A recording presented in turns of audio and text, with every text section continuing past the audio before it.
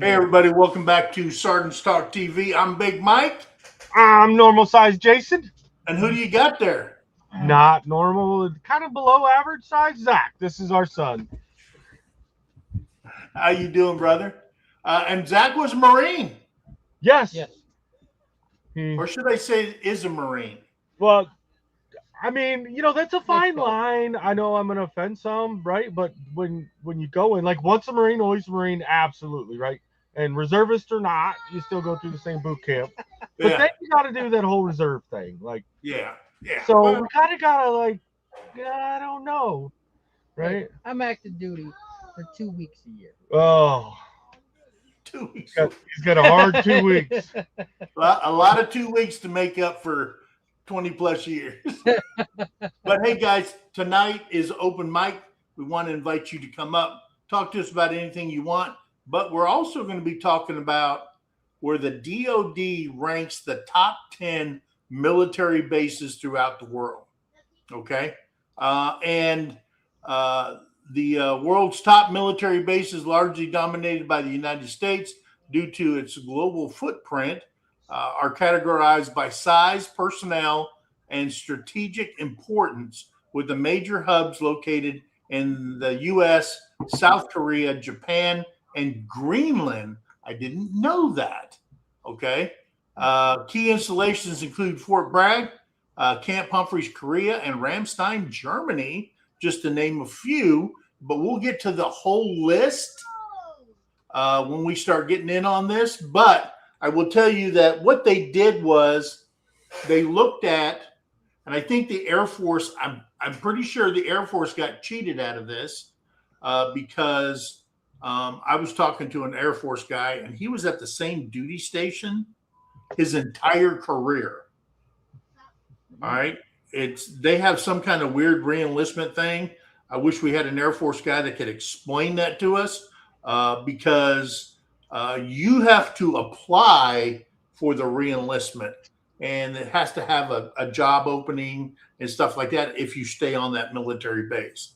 But anyway, we know when they go to war, they stay in hotels and, make sure there's a casino nearby and stuff like that.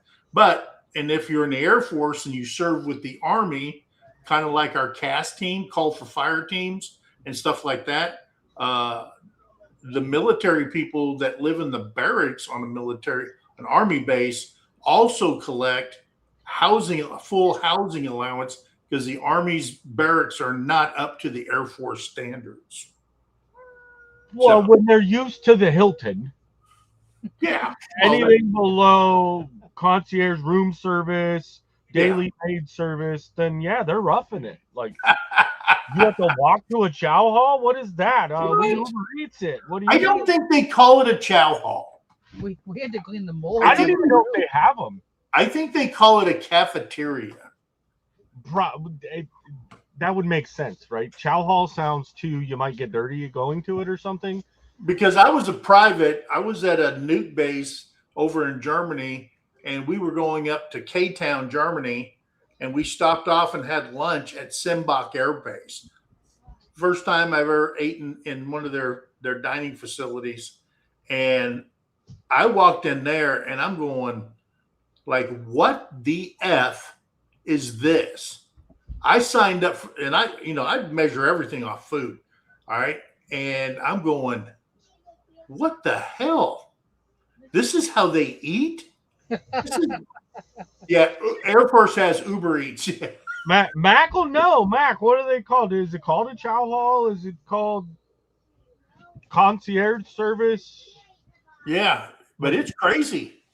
But they wouldn't have me because I was number 859 out of 1,200 kids graduating from my class. So I guess I wasn't smart enough to go into the Air Force. They don't take D students. You know what I mean? If you got a 1.0 grade point average, I don't think they need you. No, they're Army and the Marine Corps say, hey, come on in. That's We how give I you 3 What, hot, 3 hot. what was that movie? The janitor solved the big equation and stuff, right? Yeah. That janitor was probably Air Force. He was like, "Hey, I'm just here." Like, that's their level of Air Force. They're, called a dining. Yeah.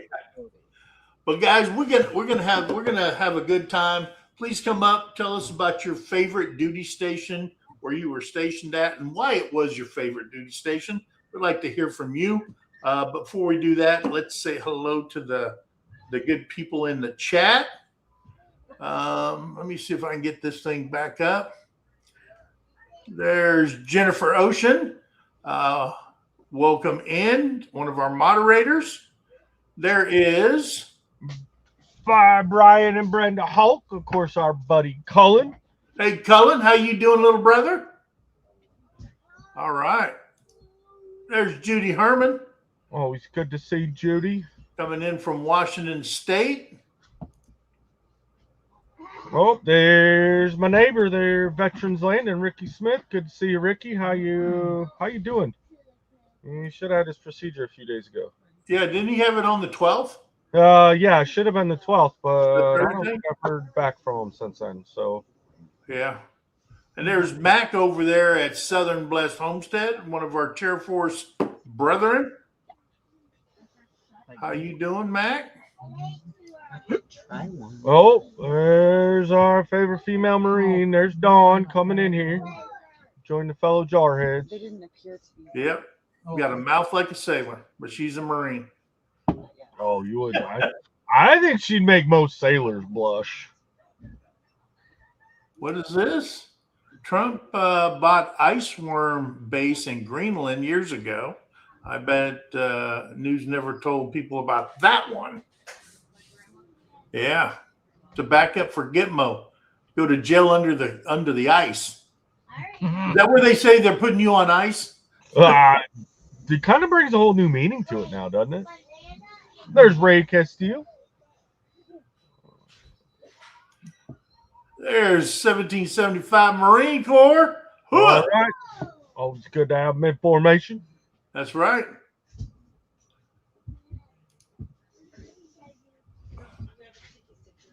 What? I don't know what Terry's doing.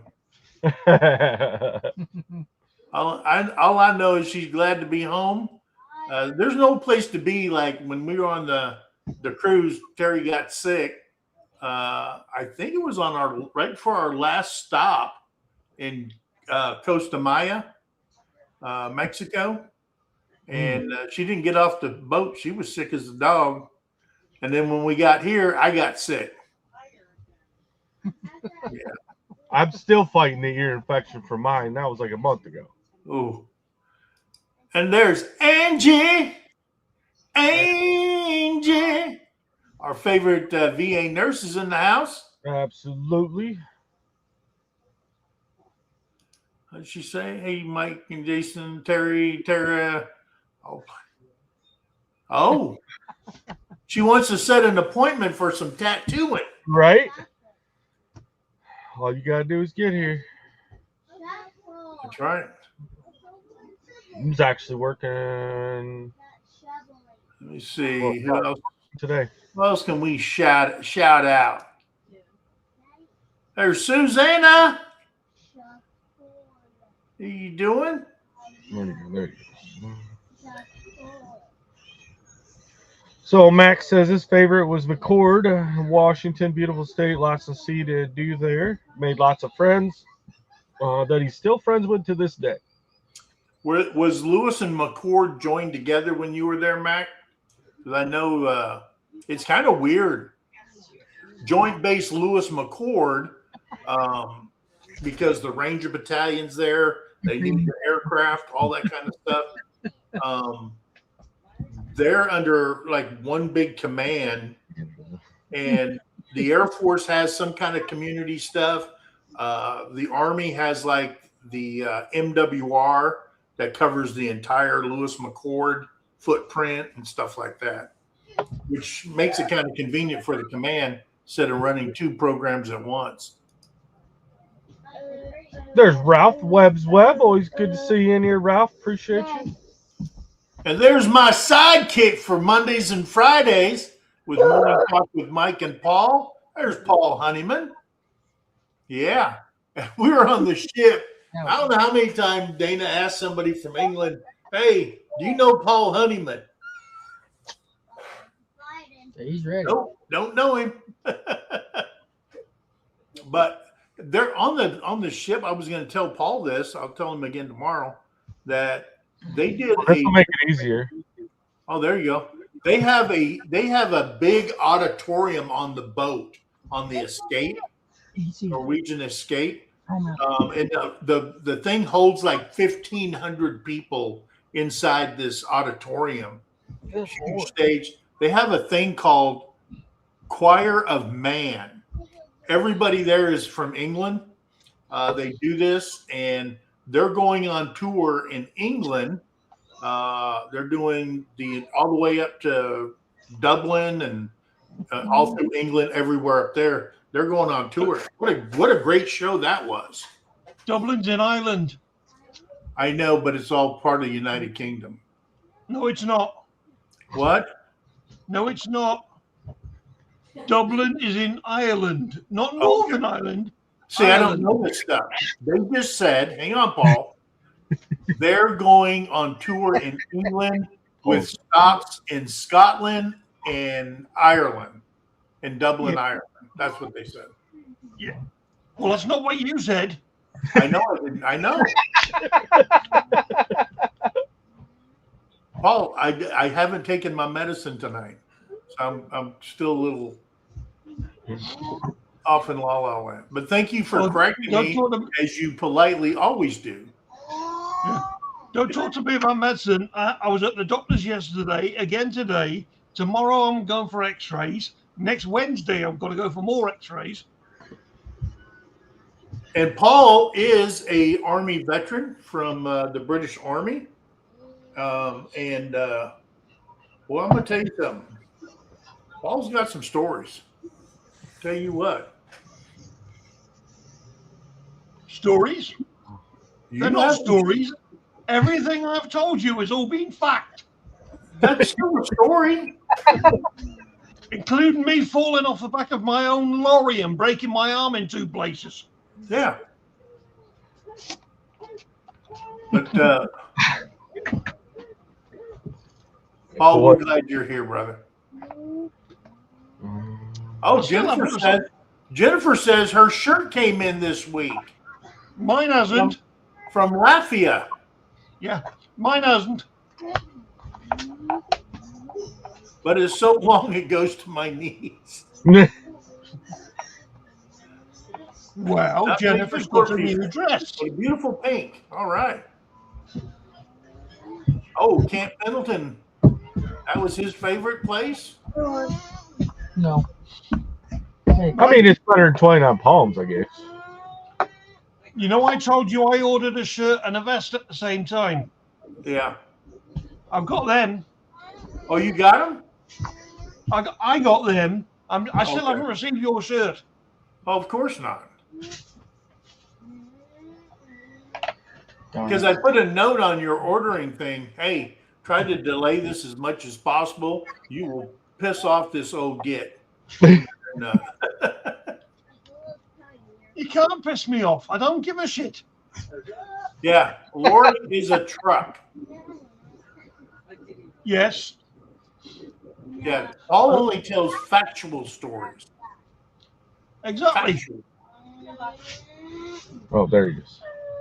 All right, now we're at the bottom. Okay. Hey. No. I think that is Philip Ryder. That is Philip Ryder. He threw us off this last week with that Panama Red Outdoors, and we were all trying to figure out what it was, and it's Philip Ryder. He just is that a kind of cannabis or what? Panama Red Outdoors. A little bit of anything after you meet Philip in person. You just don't know. Just be on the standby to stand by what comes out of his mouth. Ooh. Yeah. Well, Paul, we expect it out of you, but we was. So, hey guys, so we're going to go over, like I said, the top 10 bases that the DoD says, and a couple of things is duty station, meaning soldiers, airmen, Marines, sailors, they re-enlist for these bases. They also track the family life, meaning MWR facilities. They're talking about housing and stuff like that for the families, what the PXs offer and stuff like that. So yeah, they track that. They also track the community outside the base, how safe it is and what it offers the military community and stuff like that. And then the missions of the base, what their actual mission is and stuff like that. So I did see that 2,500 Marines are getting ready to go to the Strait of Hormuz to fix that problem that they're having with the Iranians bombing or shooting up the oil tankers that are going through there. So it didn't say which Marine group it is, but 2,500 of them are going. So hopefully it goes in. It's what they do best, search and destroy. Hopefully, if they're going in, it ain't gonna be. It's not going in to play patty cake. It could probably. Yeah. So our prayers are with our Marine brothers and sisters that are going over there and hitting the beach. So we only do good patty cake, Paul, when they leave us without a mission for 5 minutes. Yeah. So, yeah. I've known some women that have loved having patty cake blade on their backsides. Yeah.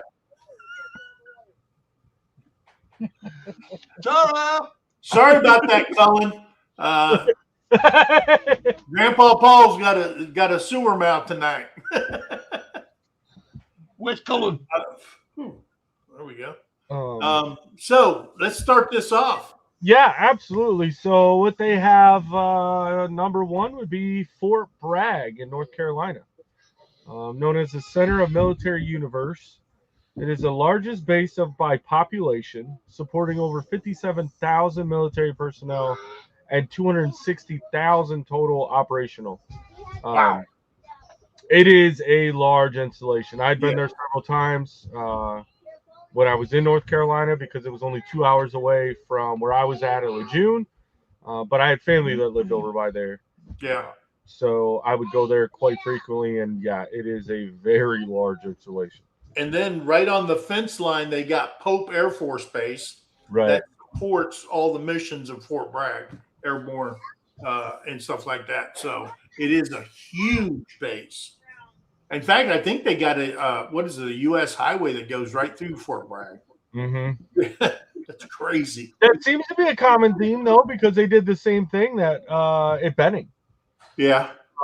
Like there's a state highway that runs right through the darn thing, and then you got to get off on the exit, and it's like,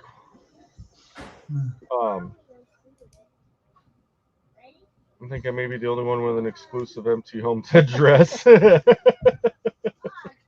Yeah. Oh man. So number 2 is Fort Campbell, Kentucky, home of the 101st Airborne Division Air Assault, covering a massive territory on the Kentucky and Tennessee border. It houses approximately 250,000 people. That means military, civilians, and so on. They didn't want, I don't know, some of these bases, they won't give you the exact number of military people versus civilians. They just give you a total number. But that's what was on there every single day. 250,000 people on that military base. All right. Well, yeah, and that's also keeping in, like Mike had talked about earlier, was the local community, right? A lot of these towns that are around the military bases, they probably existed before the base got there, but they are not what they are. They are what they are now because of the base being there. Yeah. And the amount of civilian personnel that it takes to run that installation. Oh yeah. Outweighs the active duty or military personnel on it almost every time. Oh yeah, no doubt about that. Whew. So next would be Fort Hood. I see an Army theme. I'm feeling biased here. See that? See? I thought there's more shootings at Fort Hood. than- Remember, this also involves the quality of life. So one of the largest armored posts in the U.S. Armed Services, this Texas-based Army installation supports a total population of over 500,000, with roughly 45,000 active duty personnel. It is the only facility capable of training 2 full armored divisions simultaneously. That's how much training land they got. That's a lot. So you're talking about 10,000 people training over there, 10,000 training over there. Then you got 3 Corps headquarters there. You got the 1st Cav Division there. I mean, it is insanely crowded on Fort Hood, Texas. Crazy crowded. Don't forget they've got the officers' golf course as well. Do what now? They've got the officers' golf course as well. Yeah. Well, yeah. I mean, the golf courses on all Army bases is managed by Army MWR. I managed one in Korea. It was a 9-hole golf course on a small installation, but they have to have their golf course, guys. The They golf got to course, have their golf courses. right? Patterson was pretty nice. Yeah. What Why is do you want to is watch that a an Air ball Force just to base? follow it? Yeah, it's down there in Dayton. Yeah. Why All do right. you want to whack a ball and follow it? There's no sense to that game. Oh, for golf. I've tried it. I mean, It's the gentleman's sport. That's probably it's why not I'm a okay with it. gentleman's sport at all. It was invented by a jock. I thought the oldest golf course was in Scotland. Yeah, a jock. Oh, really? Yeah, that's what we call the Scottish. Oh, okay. We call a jock somebody who does sports really well. Yeah, I know. It's the same as you lot. You lot prefer to be called Americans. I call you Yanks. Yeah. We call you guys something else, but we won't talk about that right now. Yeah, I know it's a. What? I only said that because I seen the baby. You want to off? Hey there, Big Wig Florida's here. Howdy, Where howdy, howdy. is Rob Brody? Yeah. I'm saying, where is it? Fort Bragg was where my son-in-law went until his tour of duty in Korea. All right. My father's been to Fort Bragg. Yeah, I've been on Fort Campbell. I went to air assault school at Fort Campbell, and it's nuts on there. It's nuts balls. My father went over there to teach the 82nd how to do low-level jumps. Yeah. So Ralph They said my refused- favorite was at Conus Remote Detachment in Pinedale, Wyoming. Fewer than 20 of us there. My favorite base was Patrick Air Force Base in Florida. Oh wow. My son-in-law enrolled at Fort Lewis, and then went to Fort Bragg, and then went to Korea. Okay. We call it enlisted, not enrolled. See, we're here for all the information. That's an Air Force term. Right. I would like to enroll in the fall semester in the Air Force. Oh, okay. Brenda Lilly. Oh, she liked Fort Leonard Wood, Missouri, and also Flagstaff Air Force Base. Okay. Oh, You know, the you let her know? Navy used to get Shanghai.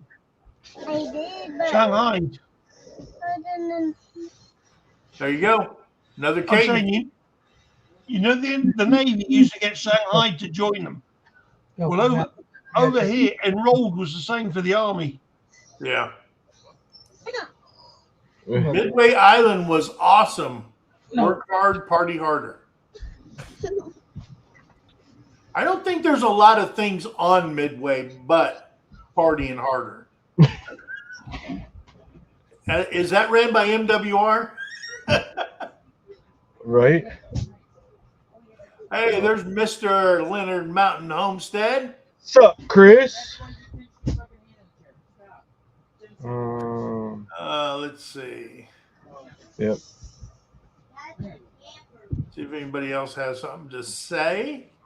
Again, we did pin up at the top if you want to come up and talk about your favorite base that you were stationed at. Camp Crowfoot. Oh, Camp Hansen and Camp Schwab in Okinawa.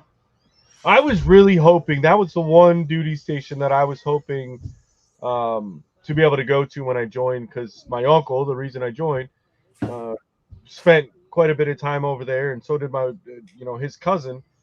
And I was like, man, I can't wait. Like, everything I've heard about it is awesome. Like, they all have a good time. They find, a way of doing it. And then, yeah, I got assigned tanks, and Okinawa wasn't an option. Nope. Yeah. Over in Okinawa, they send over rotational Marines to Korea that we had to support.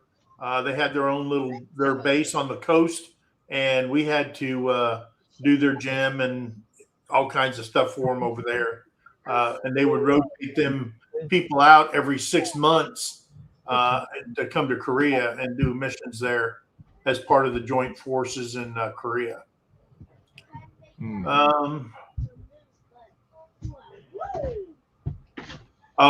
Midway closed now, like Adak Island, yeah, in Alaska, yeah. They still haven't found the gold up there in Adak.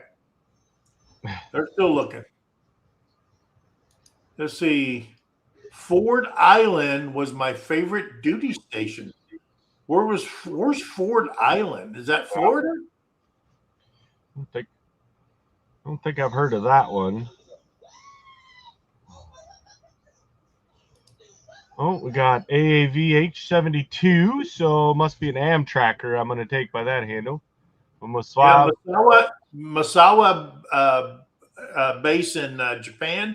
I hired a gym rat to run one of my gyms in Korea. I hired her out of there, and she absolutely loved it, but she couldn't move up any higher. So she took a job with the Army. Plus, the Army paid more. Oh. That kind of changes your whole thing. The more pay will definitely make you do some things. Oh. Want to be stationed at Polk, not far from home, and I had a lot of relatives close by, namely one that had a nice fishing camp on Toledo Bend. Yeah. Yeah, but I think you were over at Fort Seal. I think he was a cannon cocker. Boom, boom. A boom, boom, boom. King of battle. Artillery.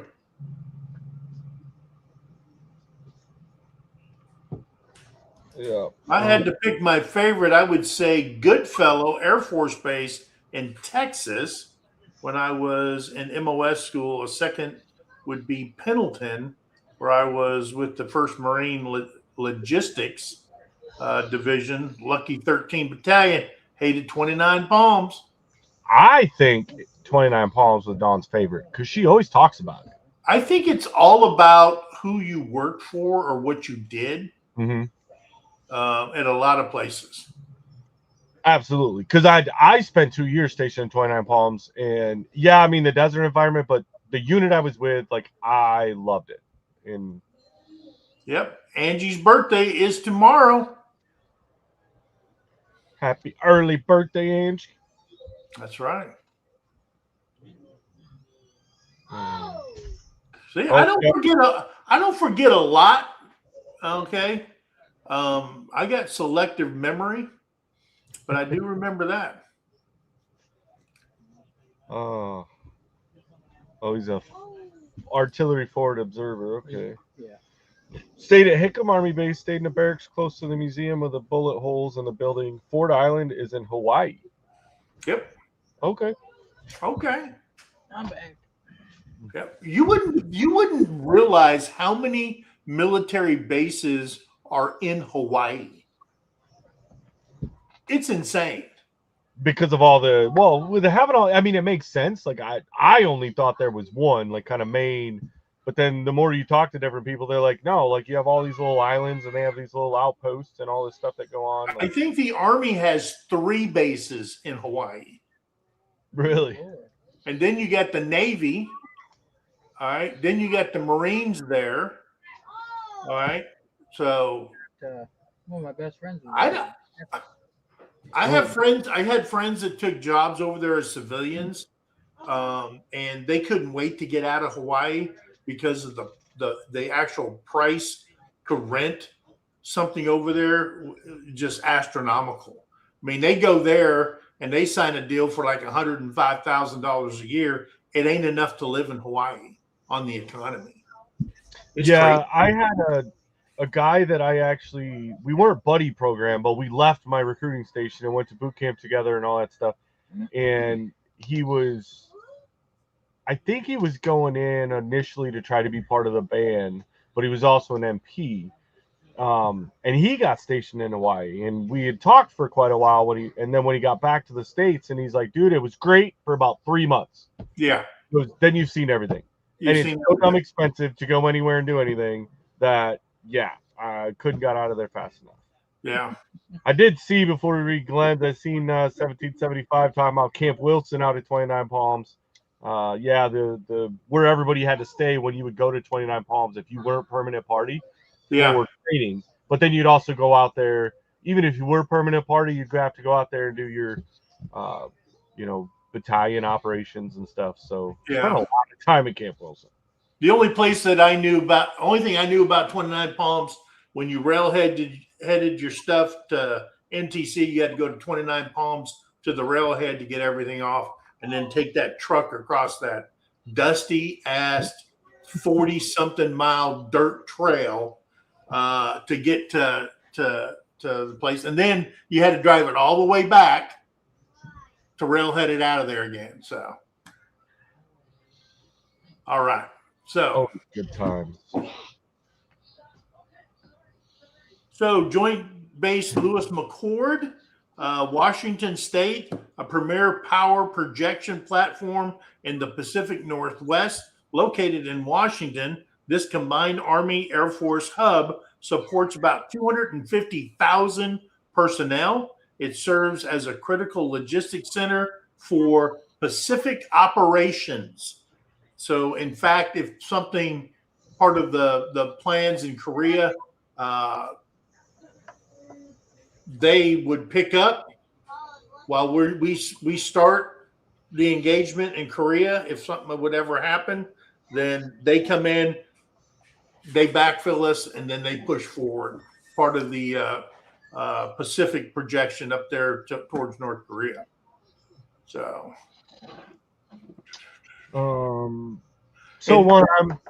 what's up? Go ahead. Oh, I was going to go to the next one unless you had something else to say. Yeah, so the next one, and one I'm very familiar with, it's where I retired out of, is Fort Benning, Georgia, major training center for the airborne training and for Ranger training. Situated on the Georgia-Alabama border, supports over 100,000 personnel. It is primary training site for the U.S. Army's infantry and armor units. Yep. And the Army is the reason armor is why I was there for the schoolhouse, because I know we've talked about this before, but for anybody who hadn't heard it, was the Marine Corps' armor always piggybacked off the Army for training, for supplies, for updates, all that kind of stuff. So let the Army do it. They figured out how to break it. So they thought and said, everything's worked out. It's perfect. We'll give it to the Marines. And we found new ways to break it. But I did, I've been trying to think about this since we started it, like what my favorite one was. I spent most of my time at Camp Lejeune. Yeah. But Fort Benning's definitely up there. I think the only thing that was missing there, and obviously because of its location, was like Lejeune wins it for me only because it's right on the ocean. And I did spend more time there, but Benning I loved it. I loved Benning. Not only was a lot of everything at Benning was new, because when they did the base realignments, like they shut down Fort Knox. And I want to say there was one or two other installations that had shut down that they also combined at Benning. But I know for us, it was like the Fort Knox shutting down. So going to Benning and having all new facilities, and actually getting to enjoy all this money the Army had and the Marine Corps didn't. So we got to do a lot of things on their dime, and it was awesome. And you got to go watch the jump towers. I think that was one of the fun part, right? Oh, Ungala Towers, yeah. When I went to airborne school, I'd never been on anything higher than the roof of our house.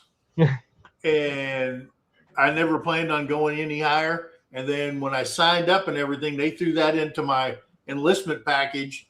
And when I went there, dude, I pitied if there was someone down there because they got some piss drippings dropping on. No, it's not raining on a sunny day. Right. Private up there. Well, and I think it's so awesome that like when family would come visit, if they were doing any training, we could take them out and you could drive out and because the jump towers are right on main side. Yeah, right there on main base. So you could just pick a parking lot anywhere and be able to watch what they're doing and see them dropping. And then if you were lucky enough, I know a couple times we had family visit that drove out to the airfield where they actually drop them from the plane and land. And so it was pretty cool to be able to see some of that stuff. I never went through jump school, had the opportunity, said, well, that plane seems to fly just fine. I don't find a reason to jump out of it. Yeah. Yeah, I'm not gonna lie. I didn't know I was terrified of heights till I went there. And I thought that was scary. Then when you load up and you do your 5 jumps, all mine were night jumps. Oh, it was in the daytime, but I don't think I ever opened up my eyes until my helmet slammed into the dirt. I was scared shitless. I ain't gonna lie to nobody. Yeah.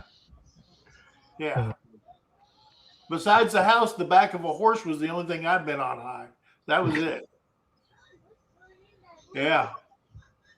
Not gonna lie. Coronado, North Island, San Diego, carrier base had a good time there. Coronado. I've heard about that. I heard about the Navy Flyers. They fly out of Coronado, don't they? I'm pretty sure it's there. Yeah, there was. Yeah. I knew a few guys that went down there.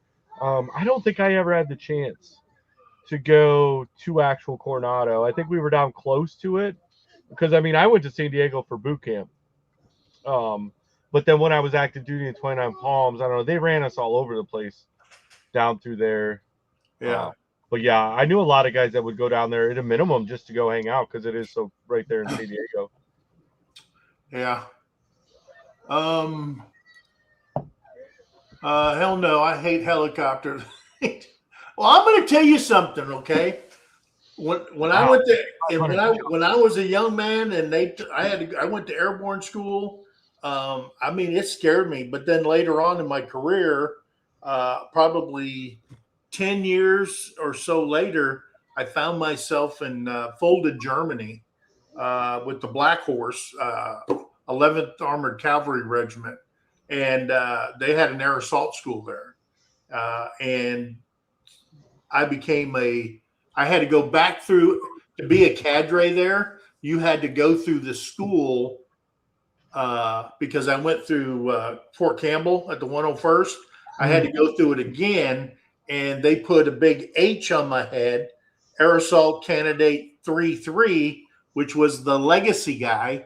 And every place I went, they gave you a piece of paper of all the Air Assault Candidates 3-3, and you had to recite that every time one of the black hats told you to.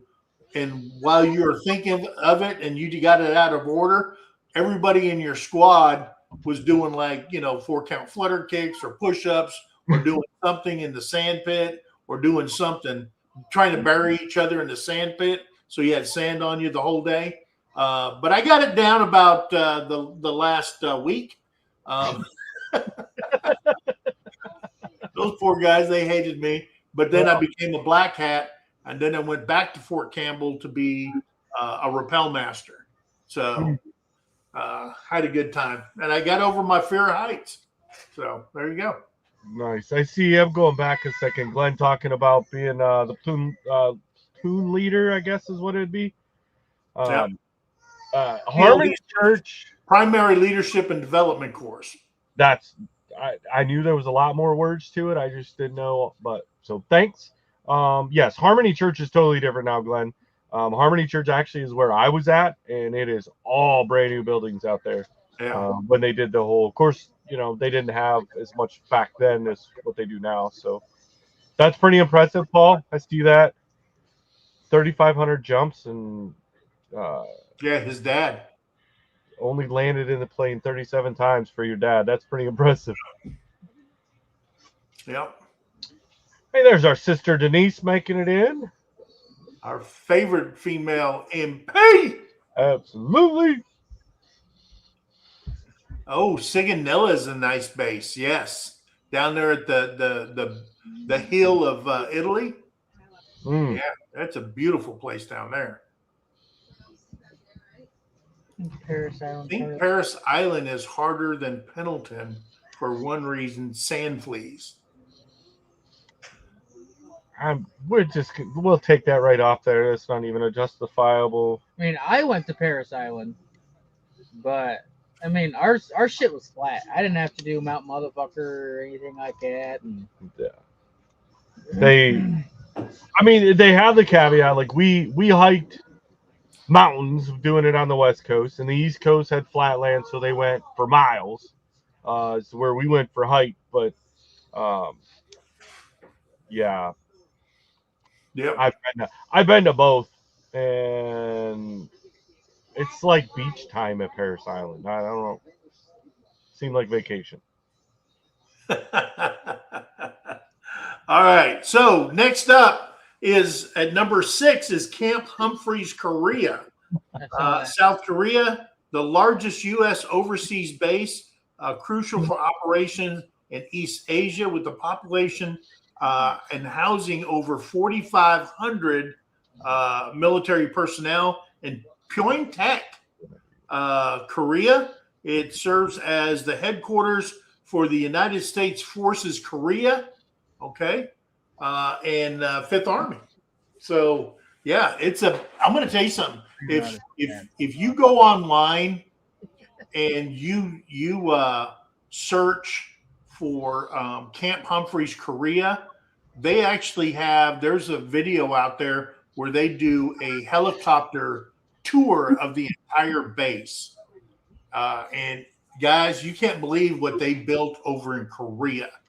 They have these big, gigantic towers, these big hexagon towers, which is the housing areas. And they have like 250 families in each one of these towers, and they just pop up. They're all in a row and stuff, and it houses everybody. Instead of building housing and houses and spreading it out, they got 2-bedroom, 3-bedroom, 4-bedroom, 5 bedrooms in these gigantic towers that they have over there. And the barracks are brand new. Everything there is brand new. And the majority of that place was paid for by Korea in building that base, because they wanted to close down, because Korea used to have something like 190 camps on it. And they combined everybody into just several locations to save space and stuff like that, because Korea is growing so much. But yeah, if you ever want to see a nice base, the commissary, it's the biggest commissary I've ever been in my life, was there. Wow. That's where we bought our Jeep Grand Cherokee, was at the PX. That's free. Nice. And I bought a Harley Davidson through the PX. And it's a massive place. And then the commissary, nobody can touch that commissary. It's so massive over there. But take that, go just search Camp Humphreys, Korea, and take the aerial tour, and you'll see how our soldiers are living over there. So yeah. All right. So I did see Tony, Bar Cabin in the Woods, popped in there. Good to see you, brother Tony. Glad you could make. So, Pidufik. I couldn't say that word either. I know, that's why you put it on me. So we're going to make it up. And it's Pidufik Space Base in Greenland. Critical remote U.S. Space Force base for missile warning. Located in Greenland, a country within the Kingdom of Denmark, and inhabited by approximately 56,000 personnel. It's DoD's northernmost installation, is operated by the 821st Space Base Group. Say that really fast. And part of the Space Base Delta 1. What is Space Base? What? Oh, That's right? I got a buddy I was in the Marine Corps with. He is now, I think he's a firefighter in the Air Force or however that works. He sent me a picture the other day, and it was a Space Force uniform of somebody else and some weird looking rank. I don't even know what the heck it is. Oh.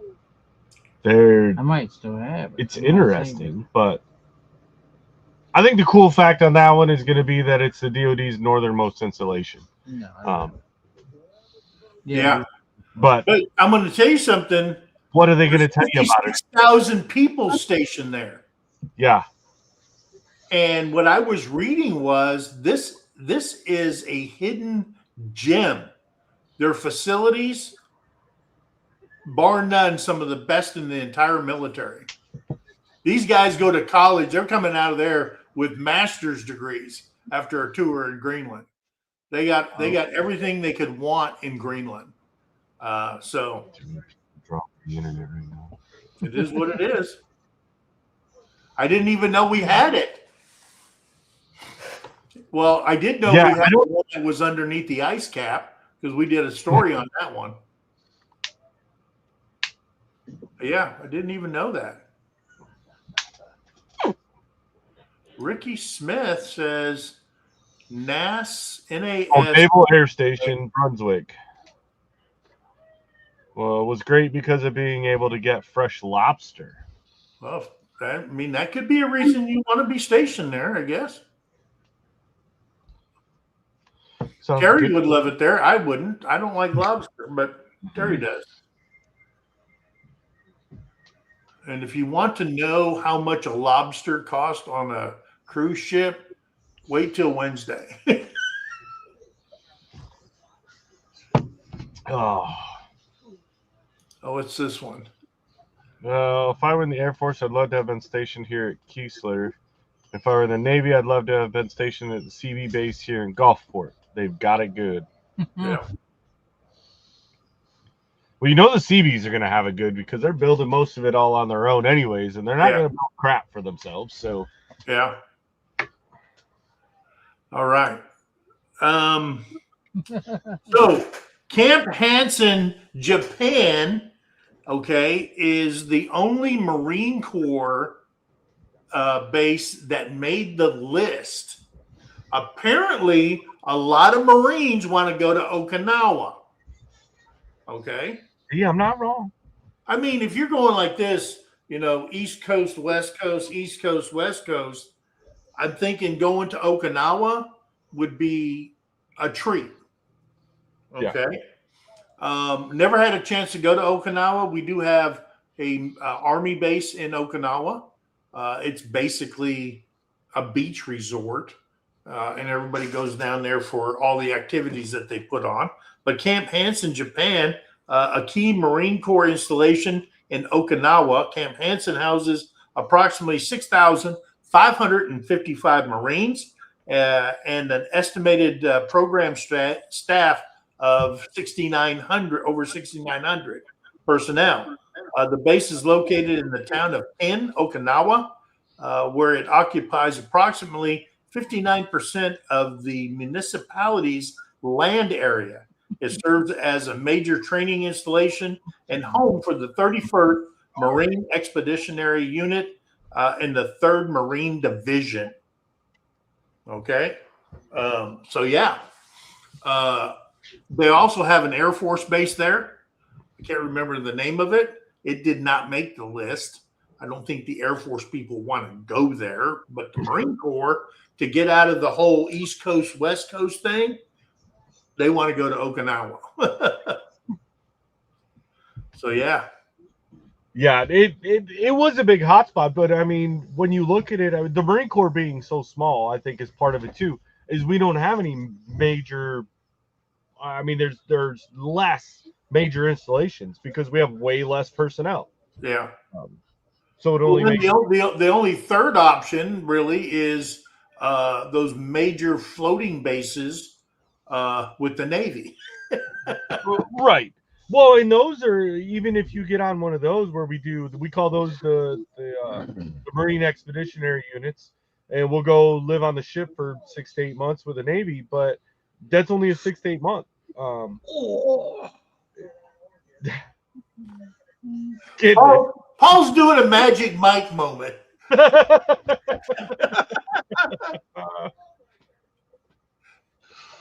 We're going to take a timeout for this back scratching. Right? Oh, look at him. It gets right between his shoulder blades. Brittany bought me one of those. We have the Aren't they wood. good? They're fixed. You can't telescope them, but they work pretty good. Yeah. But yeah. So, all right, number 9 running on the list going to be Ramstein Air Base in Germany. Headquarters for U.S. Air Forces in Europe, the largest U.S. military facility in Europe, supporting a community of about 54,000 Americans. It acts as a primary medical evacuation and logistics hub for operations in Africa and the Middle East. Yep.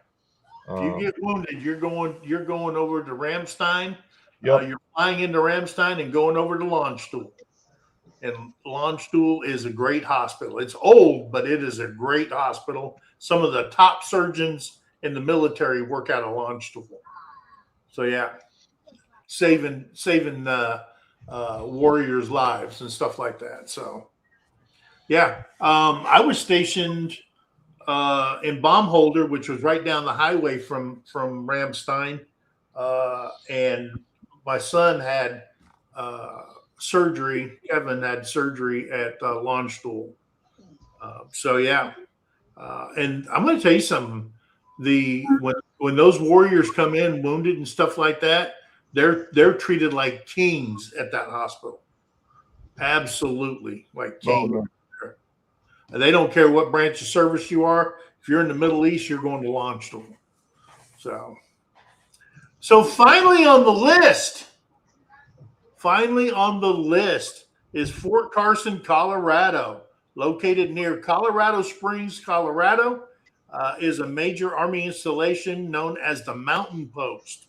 Established in 1942, it serves as home to the 4th Infantry Division. It is a highly sought-after rapid deployment post in the Rocky Mountains region. It is home to 25,548 active duty and reserve, and 5,412 civilian employees, over 57,000 family members, and over 1,450 government contractors work on that base. When I was there last, I went there. I want to say I went there in 2011. Terry and I moved there. We stayed till 2015. And the amount of growth that they have done at Fort Carson will just blow your mind. It's insane. And I think one of the good things is people want to get stationed there. It's in the Rocky Mountains. Okay. It's in Colorado. And if you live on base, you ain't got to pay no taxes to the state of Colorado, which is pretty high. As a civilian, I know. Yeah. But the hunting opportunities there, the outdoor, the skiing, everything that you can imagine that you can do in the Rocky Mountains is all right there. They have one of the top-notch outdoor recreation programs, child care services. I think on that base they have something like they have 5 daycare centers. Oh wow. And then they have a separate big gigantic teen center. They have 1, 2, 3, I think 3 swimming pools there. They have mega gyms. These mega gyms are so massive. They put on one of the largest 4th of July programs in the Army, probably within the armed services. And it is just massive. So yeah, I was stationed there as a soldier, and I had the privilege of going back there as a civilian and working in the outdoor rec program as the outdoor rec manager for Fort Carson. So yeah, I had a great time there. I recommend if somebody wants to join and you're into the outdoors, that's a good place to go. No doubt about it. And plus, you got to the north, you've got the Air Force Academy in North Colorado Springs. And then you've got Peterson Air Force Base right there in town next to the airport. And then, of course, you got, Schreiber Air Force Base out there also. So, yeah, it's a pretty sought after place to be stationed at. So, yeah, those are the top 10 places the DOD says that's in their arsenal for people to be stationed at. I'm gonna tell you something, and I will tell you something. Housing, if it's a married family, service members married, housing has a lot to do with where you want to be stationed at. All right.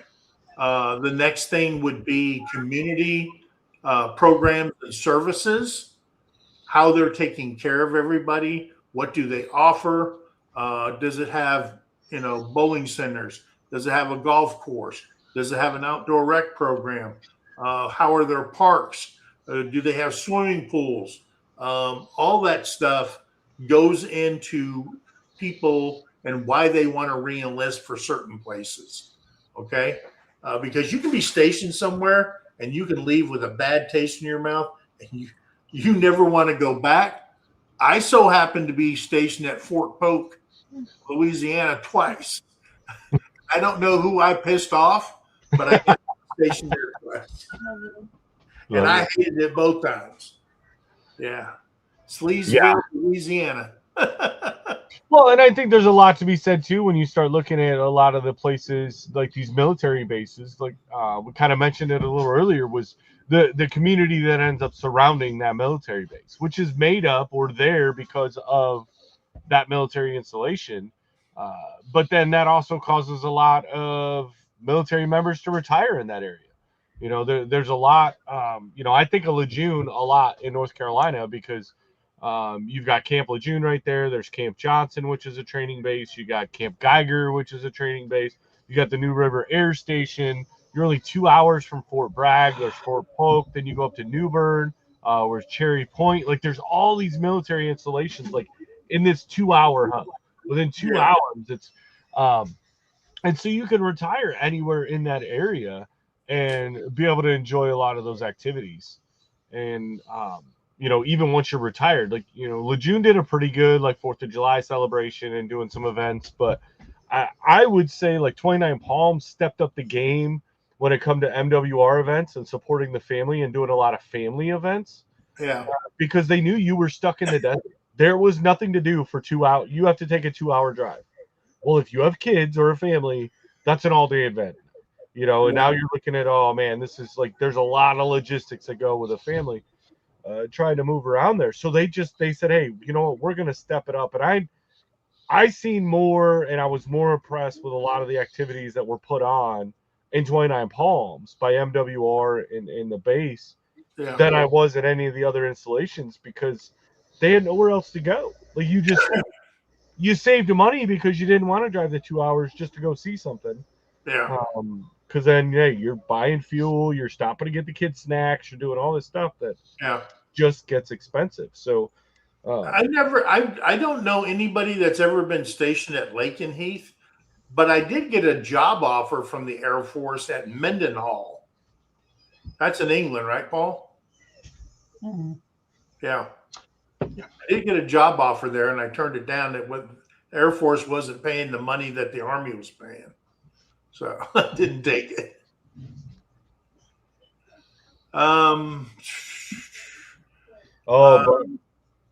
yeah, say McGuire Army Base in New Jersey, housing was terrible. Yeah, I remember McGuire. Yeah. And that was, I think there was a lot of things, like I spent a lot of years, like probably the first half of my career, I wouldn't live on base housing because it was horrible. Yeah. The maintenance on it sucked. The quality of it sucked. Like it was just, there was nothing good about it unless you were, it's like senior staff NCOs and officers, then their housing was decent. Right. But for all the junior enlisted, we were just in the garbage. Yeah. But they made a lot of major changes when they went and they let all the housing be, I wouldn't say bought out, but honestly, it's just more managed and ran by a civilian company. And they vastly improved all the military installation housings. Yeah. I think that for the Army, what was the name of the company?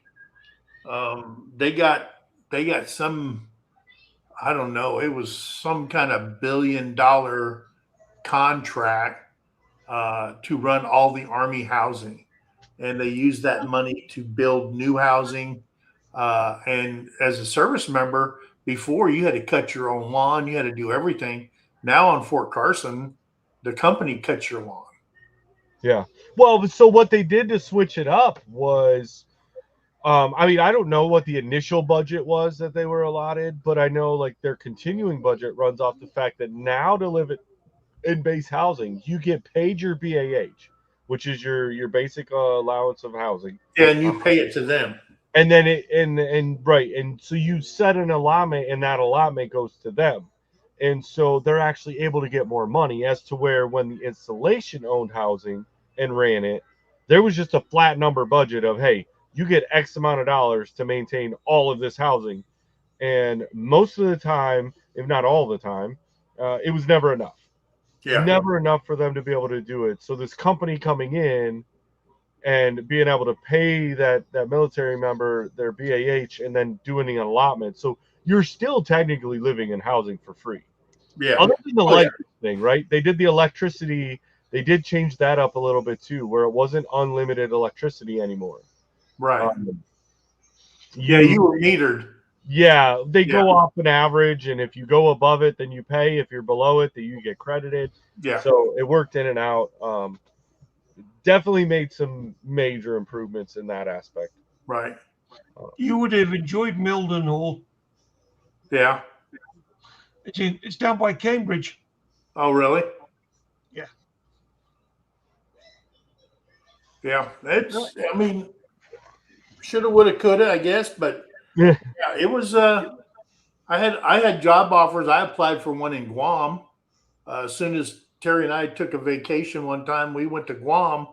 Then I seen a job opening in there, and I applied for it.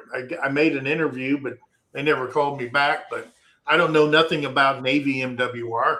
That's probably why I didn't get called back, because they do everything, you know, it's kind of the same, but it isn't the same. And where in the Army, you manage your budget as the director.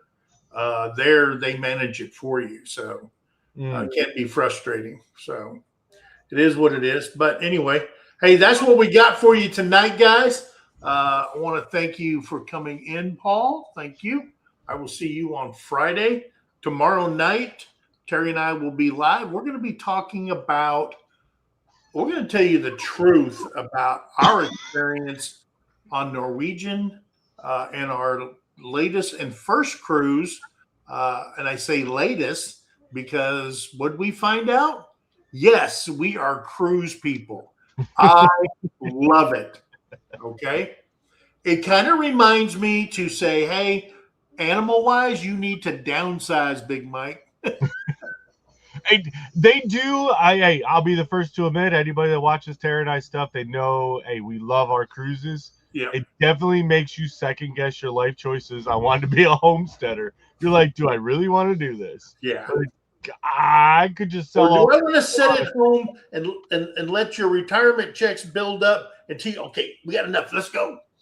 Yeah. Well, I mean, that's the thing. And then you get to pay on it. You know, if you plan them out right, like the first few will probably be a little expensive because you don't have as long of a timeline. Yeah. But then after that, you're paying every month for the ones that are like 11 months ahead. Oh. So you're just kind of going like, oh, don't worry. Yeah. We thought about it. I was like, Hey, and another thing tomorrow night, you'll probably hear Terry rant and rave about Delta Airlines and how we got screwed. All right. And we didn't even get a kiss on the mouth. Okay. It was bad, but we'll tell you all that tomorrow. So stay tuned for that, 8 o'clock Central Standard Time. And then on Thursday. Yep, we're doing Homestead Hangout, guys. Tara and I over at White Rock. Or see you, Paul. Thanks for coming in, brother. Yep, we're going to be doing our normal Homestead Hangout at 6 Central. And we've got a crowd, guys. We've got visitors. You've probably seen a couple pop in here and there. Our son and daughter-in-law and some of the grandbabies are here. So been getting some stuff done around here. So yeah, looking forward to Thursday, kind of catch y'all up on what's going on around here and what we're doing. And then on Friday, Paul and I, morning talk with Mike and Paul, 8:30 Central Standard Time in the AM. We'll be having coffee with a bunch of folks. And that is when I'm going to unleash the whole hardcore truth about a lot of stuff on the cruise. All right. So anyway, guys, I'm glad you guys came in. We absolutely, I don't know how many veterans I met on the boat. It's insane, isn't it? I'm going to tell you what Norwegian did to celebrate the veterans on the cruise. Some of the gifts they gave. And I'm going to tell you something. I was impressed. And thank you, Angie. I'm not going to spill it now, but I kind of let them down. But anyway, I'll tell you that on Friday morning. So anyway, guys, remember, be kind to one another, help somebody in need, and always thank you back. All right, guys, we love you. God bless you. We'll see you on the next one. Bye, guys. Bye now. Get on out of here. Yo, get off my grass. I made you said so.